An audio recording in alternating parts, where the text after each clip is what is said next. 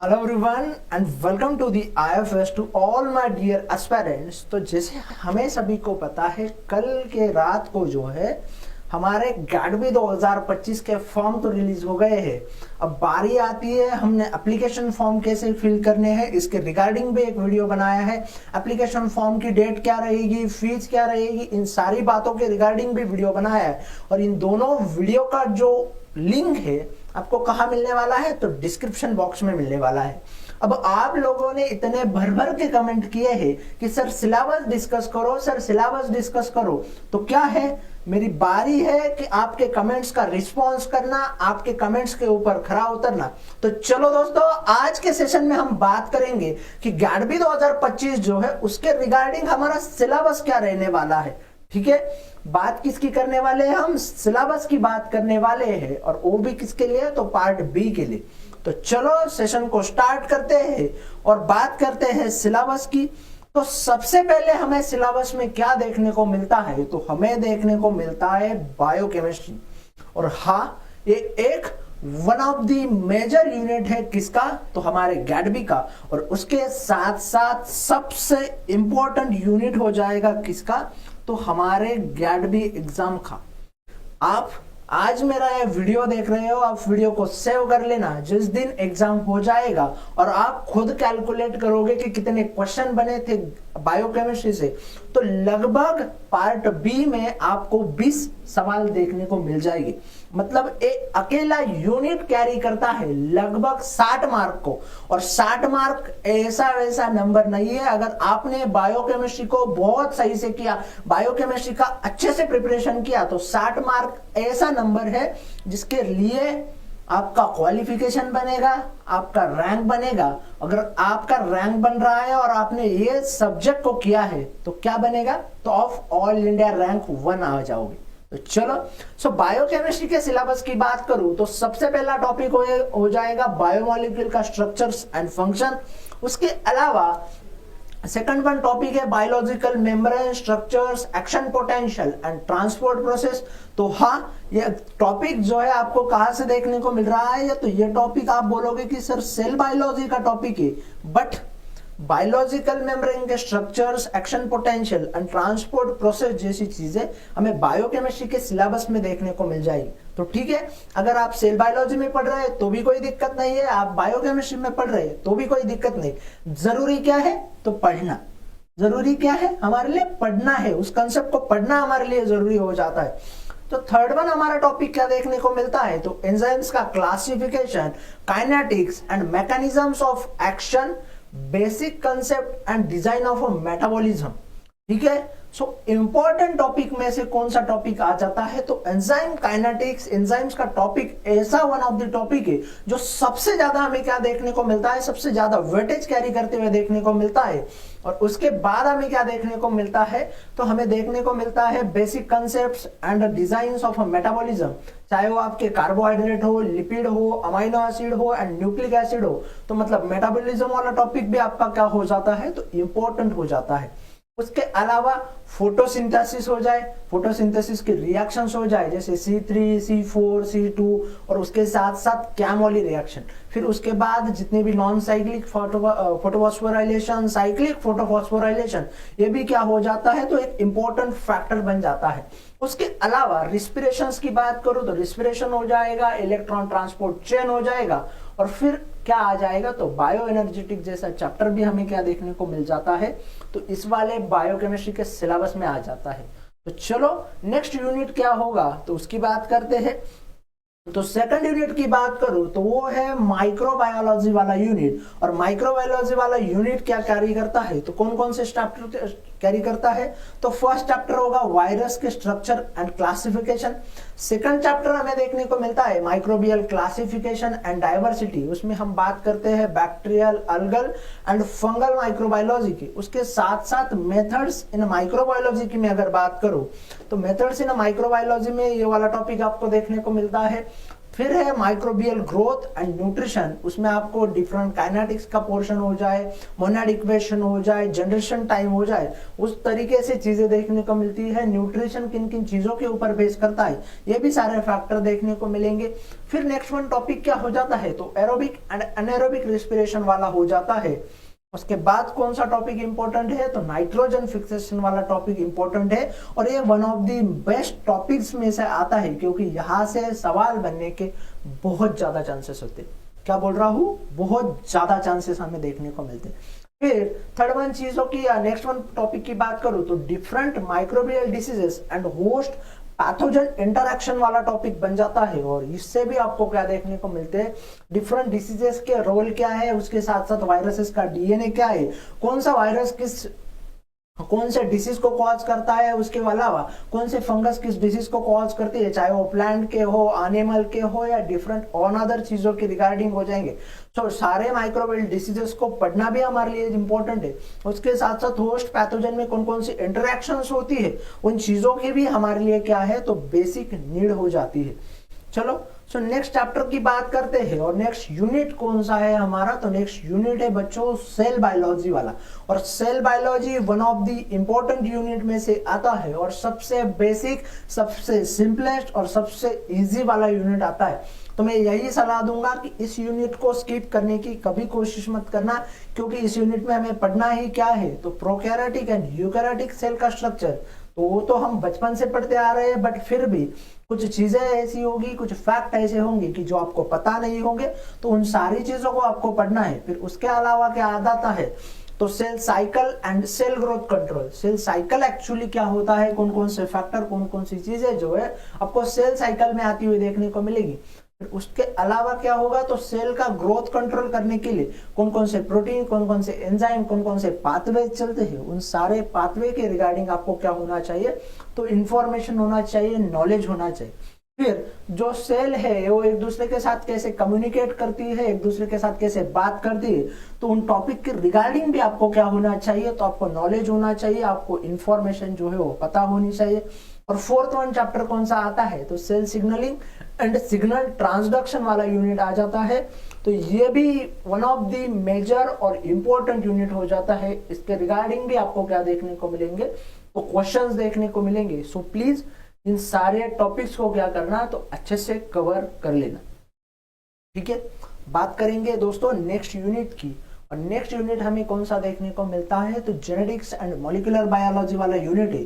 और जो कि आपको क्या देखने को मिलता है, तो सिलेबस अगर आप देखोगे तो वहां पे कंबाइनली आपको ये यूनिट देखने को मिलेगा। सो जेनेटिक्स की यूनिट की मैं बात करूं तो सबसे पहले क्या है, तो molecular structures of a gene and chromosome. तो ये हम दोनों जगह पढ़ते हैं, चाहे वो जेनेटिक्स हो या फिर मॉलिक्यूलर बायोलॉजी हो। फिर उसके अलावा म्यूटेशन एंड म्यूटाजेनेसिस की भी हम बात करेंगे। फिर न्यूक्लिक एसिड क्या है, न्यूक्लिक एसिड का रेप्लिकेशन क्या है, ट्रांसक्रिप्शन क्या है, ट्रांसलेशन क्या होता है, एंड उसके अलावा देयर रेगुलेटरी मैकेनिज्म हमें कैसे चलते हुए देखने को मिलता है, चाहे वो प्रोकैरियोट हो या यूकैरियोट हो। तो इन चीजों के रिगार्डिंग दोस्तों हम कहाँ बात करते हैं, तो हम बात करते हैं हमारे मॉलिक्यूलर बायोलॉजी वाले यूनिट में। और आप सभी के लिए एक खुशखबरी दे दूं, क्योंकि आज से ही आपको क्या देखने को मिल रहा है, तो मॉलिक्यूलर बायोलॉजी की जो सीरीज चल रही है इंपॉर्टेंट क्वेश्चन प्लस कंसेप्ट की, कहाँ पे, तो हमारे अपने चैनल IIT जाम स्वीट पीजी गैडबी वाले।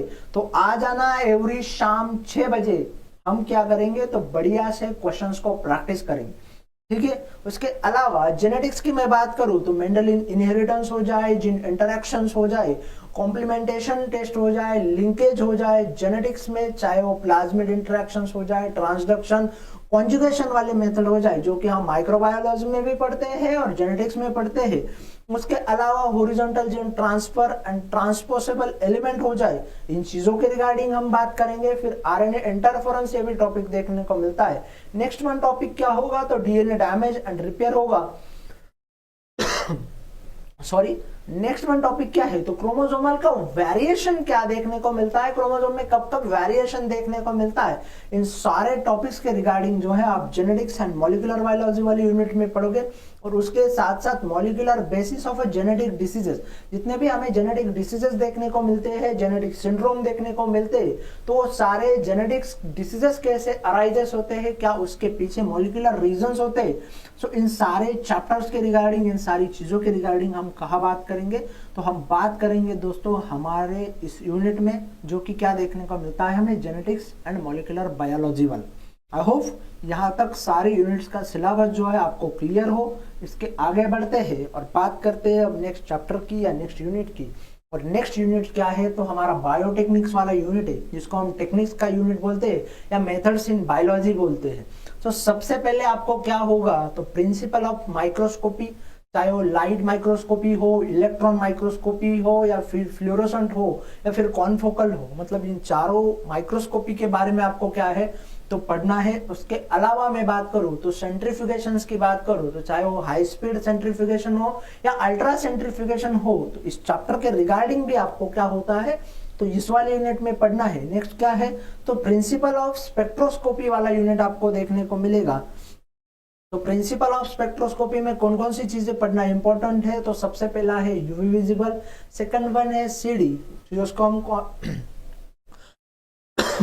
ठीक है, सो यूवी विजिबल, उसके बाद सीडी स्पेक्ट्रोस्कोपी, उसके बाद आईआर स्पेक्ट्रोस्कोपी, उसके बाद एफटी आईआर स्पेक्ट्रोस्कोपी, फिर रमन स्पेक्ट्रोस्कोपी, एमएस स्पेक्ट्रोस्कोपी और न्यूक्लियर मैग्नेटिक रेजोनेंस वाली स्पेक्ट्रोस्कोपी, जिसको हम क्या बोलते हैं तो एनएमआर स्पेक्ट्रोस्कोपी। इन सारे स्पेक्ट्रोस्कोपी के रिगार्डिंग आपको पढ़ना है।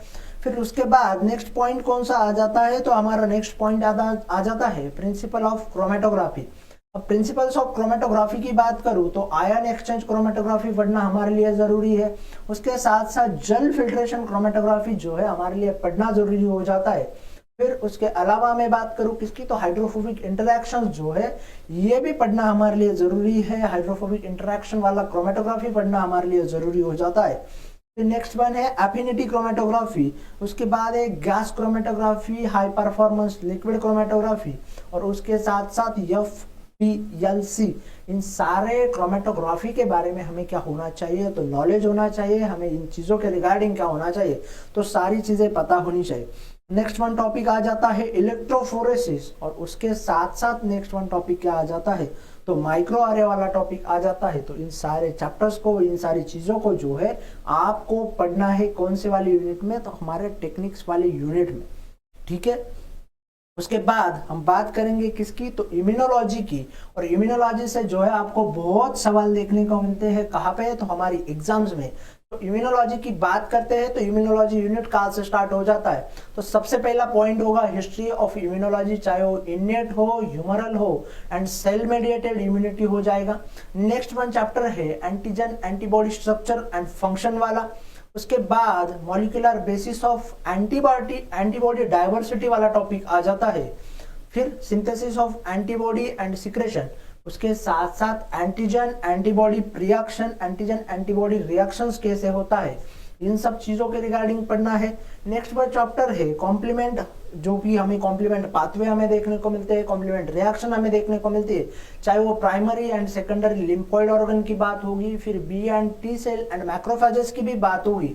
फिर उसके बाद एमएससी मॉलिक्यूल क्या होते हैं, एमएससी मॉलिक्यूल के रिगार्डिंग आपको पढ़ना है। फिर एंटीजन प्रोसेसिंग एंड प्रेजेंटेशन की बात होगी। एंटीजन प्रोसेसिंग एंड प्रेजेंटेशन में हमें क्या देखने को मिलता है, कौन कौन से चैप्टर के रिगार्डिंग हम बात करते, उन सारी चीजों के बारे में हमें इंपॉर्टेंट चीजें पढ़नी है, ठीक है। उसके साथ साथ पॉलीक्लोनल एंड मोनोक्लोनल एंटीबॉडी क्या होती है, इस चैप्टर के रिगार्डिंग भी हमें क्या करना है, तो पढ़ना है। फिर रेगुलेशन ऑफ इम्यूनो रिस्पॉन्स कैसे करते हैं हम, उस चैप्टर के भी रिगार्डिंग क्या करना है, हमें बात करनी है। फिर नेक्स्ट वन पॉइंट हो जाता है immunotolerance, hypersensitivity and उसके साथ साथ autoimmunity, graft versus host reaction जो है, ये चैप्टर हमारे लिए इंपॉर्टेंट है। और इन सारी चैप्टर से, इन यूनिट से जो है आपको क्या देखने को बोलते हैं मेरे बच्चों, तो आपको सवाल बनते हुए देखने को मिलते हैं, ठीक है। आगे बढ़ते हैं और बात करते हैं किसकी, तो नेक्स्ट यूनिट की। और नेक्स्ट यूनिट क्या है, तो बायो इन्फॉर्मेटिक्स वाली यूनिट है। अब आप लोग कहोगे कि सर ये यूनिट तो बहुत हार्ड है, इस यूनिट से जो है आपको सवाल बनते देखने को मिलते हैं, बट उसके साथ साथ आपको क्या देखने को मिलती है कि नॉर्मली हमें कोरिलेट नहीं होता है इस यूनिट से, या उसके साथ साथ इसमें ज्यादा कंप्यूटर या डाटा जैसी चीजें होती है, डाटा बेसिस की बात होती है, तो इस वजह से जो क्या है हमें हार्ड जाता है। अगर आपको इस चैप्टर के रिगार्डिंग, इस यूनिट के रिगार्डिंग सीरीज चाहिए, तो मुझे कमेंट बॉक्स में जो है मुझे भर भर के कमेंट डालने पड़ेंगे कि सर बायो इन्फॉर्मेटिक्स की सीरीज करवा दो, या फिर आपको सिलेबस के किसी भी पॉइंट्स के रिगार्डिंग, किसी भी पॉइंट से रिगार्डिंग, किसी भी सीरीज की या किसी भी यूनिट की आपको क्या चाहिए, तो एक्सप्लेनेशन चाहिए, कोई भी टॉपिक, आपको जितने भी टॉपिक चाहिए, ठीक है, आपको क्या करने हैं, कमेंट बॉक्स में जाना है, सेशन को लाइक करना है और कमेंट डाल देना है कि सर ये चाहिए। ठीक है, जिस टॉपिक के जितने ज्यादा सवाल होंगे उस टॉपिक के रिगार्डिंग आपको क्या देखने को मिलेंगे, तो वीडियो के फॉर्मेशन में सॉल्यूशन देखने को मिलेंगे। चाहे आप किसी कंसेप्ट की बात करो, चाहे आप क्वेश्चन प्रैक्टिस की बात करो, या किसी रिगार्डिंग टॉपिक्स के ऑफ टॉपिक की बात करें, मतलब कि ये बायो इन्फॉर्मेटिक्स को आइडियली कैसे पढ़ना है, कौन से क्वेश्चंस देखने को मिलते हैं, पीवाईक्यू एनालिसिस, ये सारी चीजें आपको क्या करनी है, तो मुझे कमेंट बॉक्स में आप जितने ज्यादा कमेंट डालोगे उसके ऊपर क्या देखने को मिलेगा आपको, तो सीरीज देखने को मिलेगी। चलो सो बात करते हैं नेक्स्ट चीज की, नेक्स्ट चैप्टर की, और क्या है, तो डाटा माइनिंग। इसमें आपको major bio informatic resources, search tool पढ़ने, जैसे फास्टा हो जाए, ब्लास्टा हो जाए, इसके साथ साथ सीक्वेंस एंड स्ट्रक्चरल डाटाबेसेस देखने को मिलेंगे, चाहे वो न्यूक्लियोटाइड डाटाबेसेस हो, प्रोटीन डाटाबेसेस हो। न्यूक्लियोटाइड में आप डीडीबीजे देखोगे, एनसीबीआई देखोगे, ईएमबीएल देखोगे, ईबीआई देखोगे। उसके साथ साथ प्रोटीन डाटाबेसेस की बात करें तो पीडीबी होगा, स्विसपोर्ट होगा, यूनिपोर्ट होगा, ये सारे देखने को मिलते हैं।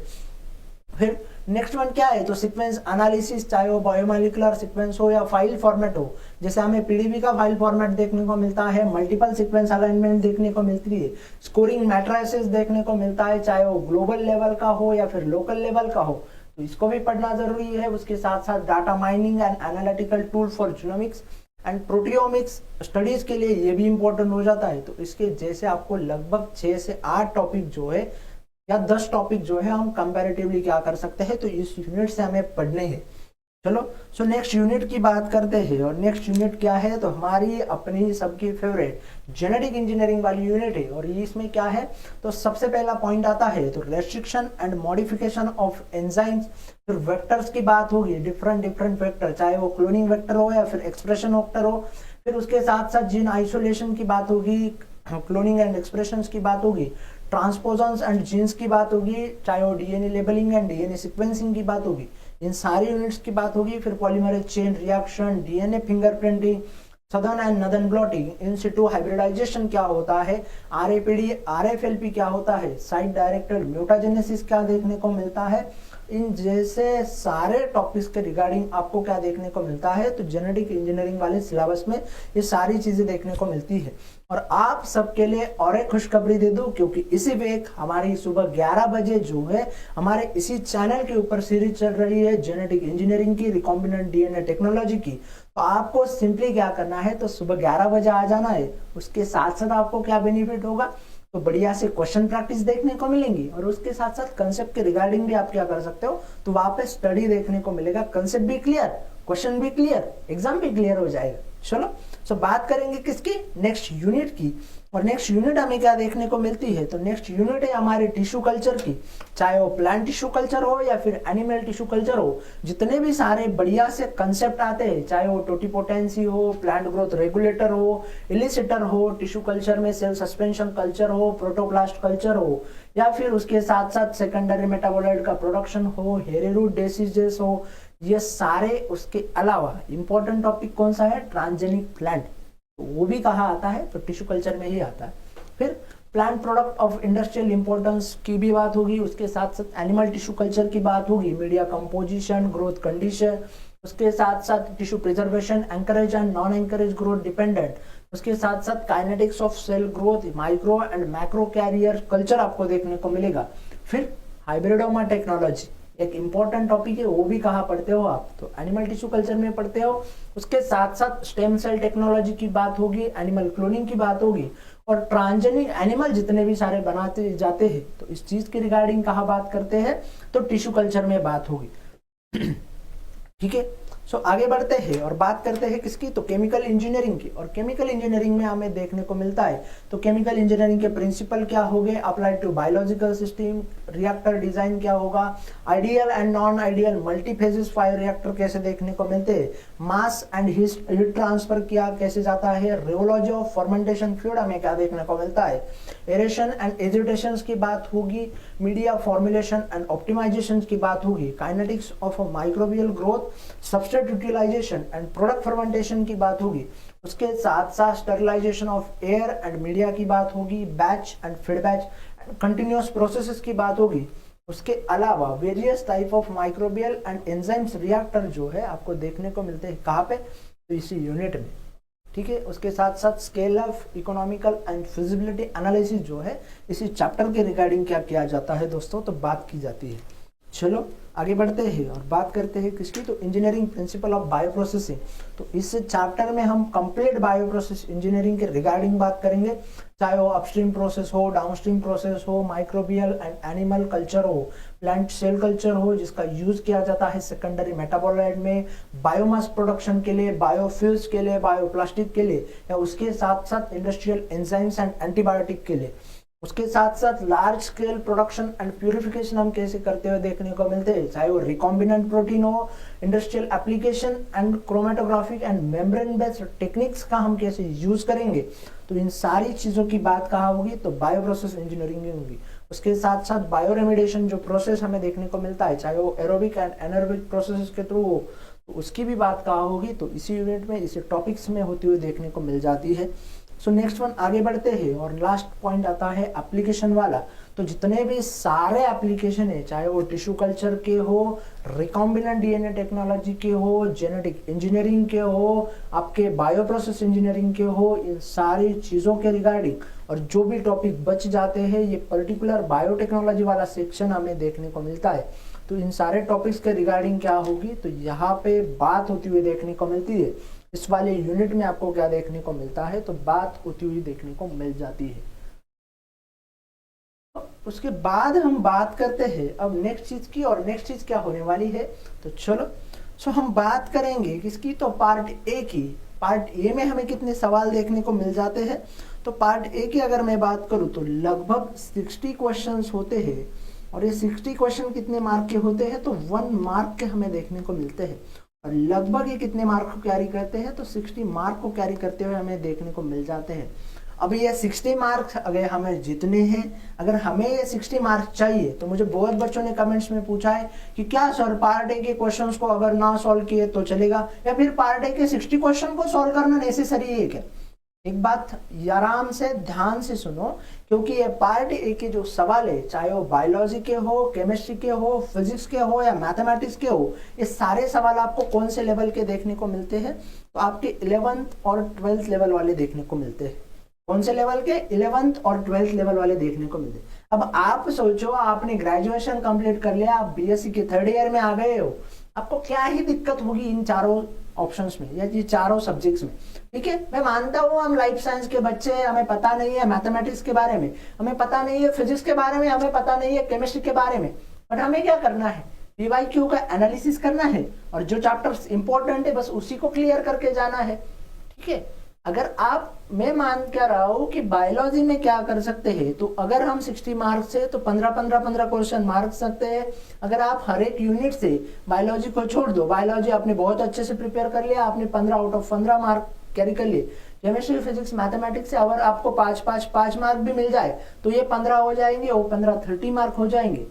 सोचो आपका रैंक क्या होगा। रैंक लाना है हमें, एग्जाम को क्वालिफाई नहीं करना है, कैडबी को रैंक चाहिए। और ये चीज आपके दिमाग में आगे के 75 डेज जो है वो रहनी चाहिए। हमें क्या चाहिए, हमें रैंक चाहिए। और रैंक कैसे आएगा, तो हर एक चीज को पढ़ना पड़ेगा। और कैसे पढ़ना पड़ेगा, तो आइडियल वे से पढ़ना पड़ेगा। तो चलो उसके साथ साथ अगर हम बात करते हैं आगे, और आप अगर टारगेट कर रहे हो गैडबी 2025 को, तो बचे हैं हमारे पास 90 डेज, बचे हैं हमारे पास 80 डेज। और इन 80 डेज को अगर आपको आइडियली प्रिपेयर करना है, तो हाँ दोस्तों, आपके लिए आईएफएस प्लेटफॉर्म लेकर आ रहा है 3 मंथ्स का रिकॉर्डेड कोर्स, और उसका प्राइस सिर्फ कितना होने वाला है, तो 1999 रुपए, मतलब 2000 से भी कम रुपए के प्राइस में आपको 3 महीने में आइडियल वे से गैडबी का प्रिपरेशन देखने को मिल जाएगा। इन रिकॉर्डेड कोर्सेज के मैं फीचर बता दूं तो आपको सारे सब्जेक्ट्स के रिकॉर्डेड कोर्सेज देखने को मिल जाएंगे। आपने सिलेबस तो बहुत इत्मीनान से देखा, ऐसे टॉपिक्स भी देखे होंगे जिनके बारे में हमें पता भी नहीं है, हमें हवा भी नहीं लगी, तो उन सारे टॉपिक्स के सेशन जो है लेक्चर आपको रिकॉर्डेड सेशन में मिल जाए। उसके अलावा आप मुझसे पूछो कि सर क्वेश्चन प्रैक्टिस कहाँ से करनी है, यूट्यूब लाइव से तो कर ही रहे हो, साथ में हर एक लेक्चर की डीपीपी भी मिल जाएगी। और डीपीपी में कितने सवाल है, 10 सवाल है। अगर मैं बात करूं बायोकेमिस्ट्री यूनिट की तो लगभग 18 लेक्चर है, 18 इंटू 10 कर दो, लगभग 200 सवाल तो बायोकेमिस्ट्री से होंगे। और 10 यूनिट की बात करो तो 2000 सवाल प्रैक्टिस कर लोगे। उसके अलावा टेस्ट भी मिल रहे हैं भाई, टेस्ट में भी बात होगी, उसके अलावा मॉक टेस्ट भी मिल जाएंगे। उसके साथ इन सारी चीजों का क्या होगा, तो डिटेल सॉल्यूशन भी मिल जाएगा। तो जाइए जल्दी से एनरोल कीजिए गैडबी के लिए और अच्छे से प्रिपेयर होके रैंक लाइए। चलो आगे बात करते हैं। उसके साथ साथ अभी तक आपने आईएफएस के ऐप को डाउनलोड नहीं किया है तो सिंपली आपको क्या करना है, प्ले स्टोर पे जाना है, आईएफएस का ऐप को डाउनलोड करना है। क्योंकि आईएफएस के ऐप के ऊपर क्या मिल रहा है, तो सारे ईयर के पीवाईक्यू आपको देखने को मिल रहे हैं। उसके साथ साथ पीवाईक्यू जो है वो टेस्ट फॉर्मेट में देखने को मिल रहे हैं। 1000 प्लस क्वेश्चन प्रैक्टिस आपको देखने को मिल रहे हैं, वो भी फ्री। उसके साथ साथ जो वाईटी लाइव लिए जाते हैं तो उस सबके टीचर हैंडआउट आपको देखने को मिलेंगे। उसके साथ साथ paper analysis and cut off देखने को मिलता है, और वो भी कैसा, तो 0 कॉस्ट। मतलब आपको सिंपली क्या करना है, आईएफएस का ऐप डाउनलोड करना है और बस रजिस्टर करना है। ये सारी चीजें जो है वहां पे आपको क्या हो जाएगी, तो मिल जाएगी। चलो, so thank you everyone for joining this session. अगर आपको अभी भी डाउट है आईएफएस का ऐप कैसे डाउनलोड करना है, तो स्कैनर दिए गए हैं, स्कैनर को स्कैन कीजिए, आईएफएस का ऐप डाउनलोड कीजिए। मिलते हैं किसी अनदर वीडियो में। कौन से वीडियो में, जो आप मुझे कमेंट सेक्शन में क्या करोगे, बताओगे। जितने ज्यादा आपके किसी टॉपिक्स के रिगार्डिंग मुझे कमेंट्स होंगे तो उन सारे टॉपिक्स के रिगार्डिंग हम क्या करेंगे, तो डिस्कशन करेंगे। तो मिलते हैं अनदर वीडियो में आपकी डिमांड के ऊपर। तब तक के लिए अलविदा दोस्तों। चलो bye bye, take care, happy learning.